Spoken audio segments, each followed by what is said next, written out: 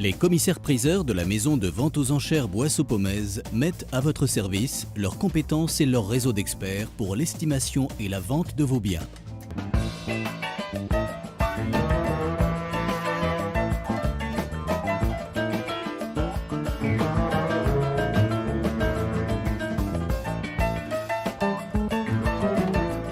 Bonjour à tous, bonjour Léonard. Bonjour Sandra. Merci de nous retrouver pour une nouvelle émission de l'objet d'une histoire, une émission particulière, haute en couleurs et consacrée à la publicité, Léonard. Complètement, puisque aujourd'hui je vais vous parler de cette incroyable collection qui réunit 300 plaques en tôle émaillée, donc des plaques publicitaires qui datent des années 1920 jusqu'aux années 1960. Alors, racontez-nous un petit peu cette histoire de plaques émaillées publicitaires. C'était un petit peu la révolution de la publicité à l'époque. Alors complètement, il faut savoir que la plaque publicitaire en tôle émaillée a été utilisée pour la première fois à la fin du 19e, dans les années 1880.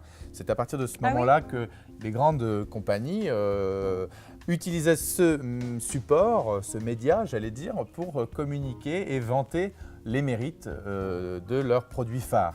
Alors, c'est quoi la particularité justement de cette plaque émaillée? C'est quoi? Alors, c'est déjà le matériau qui est utilisé.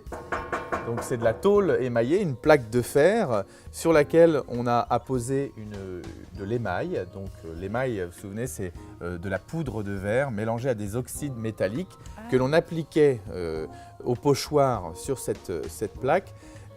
Qu'on enfournait et dans un four à 820 degrés. Et sous l'effet de la chaleur, cette poudre de verre colorée fondait et se fixait sur la plaque et donnait cet aspect vitreux, brillant et qui permettait surtout, dans le temps, de conserver les couleurs et de conserver intact le message qui était annoncé. Mais elle pouvait aussi donner des indications, comme j'en vois une là-bas, défense de fumée et de cracher. Voilà, donc il y avait des petits messages quand même.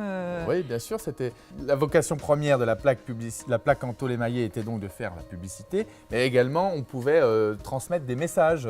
Voilà, défense de fumée, de cracher, don de Peugeot. Vous avez cette plaque qui est très intéressante, le don de Peugeot avec un signe dans lequel se trouve une maman qui tient par la main sa petite fille, sous-entendant que voilà, attention, c'était pour signaler aux automobilistes sur la voirie qu'il fallait faire attention, on s'approchait d'une sortie d'école.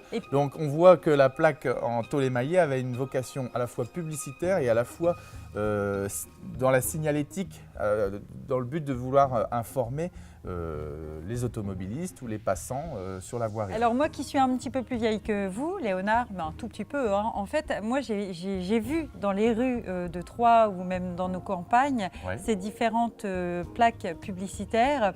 Aujourd'hui, on n'en voit plus du tout. Non. Même votre collectionneur, je crois, qui vous a confié en fait ces 300 plaques, trouve qu'il y a une rareté en fait dans ces objets. Il dit lui-même, ça fait 15 ans qu'il n'a pas pu compléter sa collection parce que les plaques sont introuvables, c'est-à-dire que les personnes qui en détiennent les gardent pour elles.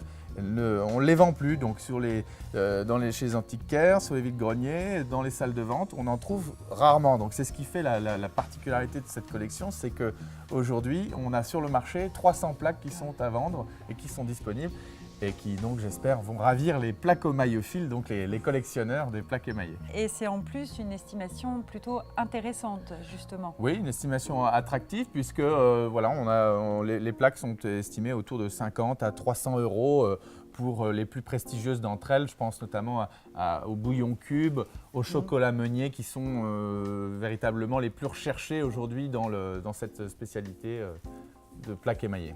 Merci beaucoup Léonard, et Merci puis si vous voulez nous revoir, n'hésitez pas à regarder sur canal32.fr. À très bientôt. À bientôt.